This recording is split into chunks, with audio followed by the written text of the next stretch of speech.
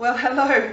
My latest blog article is called The Top 10 Mindset Qualities You Need to Embrace in Order to Be Successful in Business. And I wanted to take a moment to share my favorite three with you. All 10 are really, really important, and they're mindset shifts that I personally had to make in order to take my business to where I need it to go. So I hope these are really helpful. And if you are interested in the other 7, please check out the link that goes with this video so that you can read the full blog article and get those other 7 mindset shifts. But here are my top 3, the ones that I, through my experience and also working every day with women who are growing their own businesses, these are the 3 that sort of stand out to me. Number 1 is the mindset shift that building a business is a marathon and not a sprint. So I quite often have a tough time managing the expectations of clients that come to me, because a lot of times they've stepped out of their corporate career and they really want to make a go of it on their own, and they've got these expectations that they'll be able to replace their corporate salary within 12 months or 18 months. And in some cases that may be possible, but in the majority of cases it can take up to 2 to 3 years to establish a profitable business. And I've written another blog article recently all about the 6 stages of business growth. So if you're curious about what those 6 stages are, I urge you to check out that article. Go to katiedeong.com/blog. It's the latest article.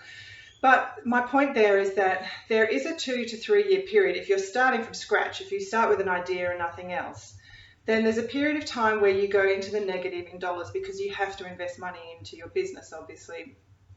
Just to do basic things like your branding, your website, to get business cards, marketing materials, anything else that you need to set up your business. So there's a period where you go into the negative dollars. So you validate your business idea, then you launch, and then you go into a phase of build and hustle. And that whole period takes time before you hit breakthrough, which means that the amount of money you're making is equal to the amount of money you're spending. And I remember celebrating a couple of years ago when I finally hit breakthrough, and it had felt like it had been a long time because I'd been trying to build a business while raising children. It took me about 3 years to hit breakthrough, at least. So the mindset shift is that it's a marathon, not a sprint. You have to go into business with the mindset that this is for the long haul. You're doing this for a lifestyle, for a long-term way of being and working in your professional life. So don't go into it thinking that it's going to happen overnight. Just know that it's a marathon. You've got to just choose a pace and chug away and keep going. Don't give up. And just keep going when the going gets tough. It's the only way. Persistence and grit and determination are what get you through. And just trust that you will eventually get there. So number 1, it's a marathon. Number 2, not a sprint, excuse me.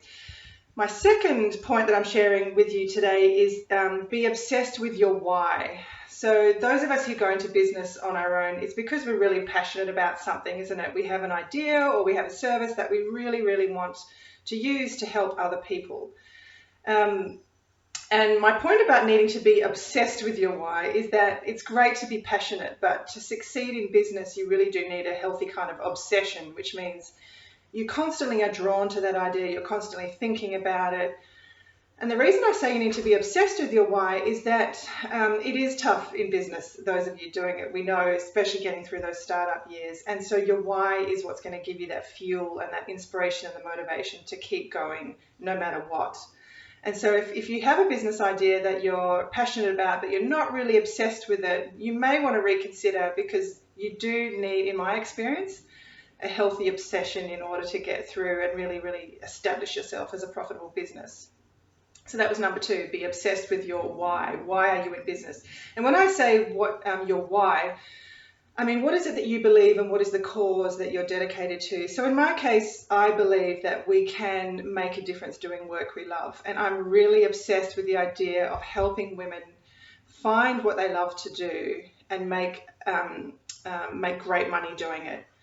So make a difference doing what you love, because I spent 15 years in a career feeling miserable. I'm really obsessed with the idea that we can find a job we love and make great money doing it. So that's my why. So you've got to find what yours is and just test yourself whether you're obsessive about that, because you will need that level of obsession to get through. And finally, number 3 out of 10 is to develop a CEO mindset. And by that, I mean that you can't sit in your comfy little home office as a business owner. You have to think and act like a CEO. You have to get out there and get really uncomfortable. You have to go out and forge strategic relationships and collaborations. You've got to take calculated risks, which some business owners are not comfortable with. They want to stay safe, and that's not possible. As a business owner, you have to take some risk. You have to invest money sometimes when you're not sure if it's going to give you a return, but we always need to be seeking those opportunities where there is possibility for a great return on investment. So the ROI, we've got to be constantly investing in order to get that return. And be a leader as a CEO. You've got to get out there and be a leader and stand for what you believe in, going back to your why. And you've got to be flexible and adapt quickly. So, you've got to be able to think on your feet. If something comes up that was unexpected, you've got to be able to adapt and pivot and change tack. So those are a few of the qualities that I discuss in my blog, but those are the top 3 that I'm sharing today. It's a marathon, not a sprint, number 1. Number 2, be obsessed with your why. What do you believe in, the cause that you're dedicated to? And number 3, develop a CEO mindset. So be a leader, think strategically, take risks. Those are the 3 of my favorites, and I urge you to check out the blog article to discover the other 7 qualities that I feel are really, really essential as a business owner. I hope that was helpful. Please check out the blog link, and I look forward to seeing you soon. Bye for now.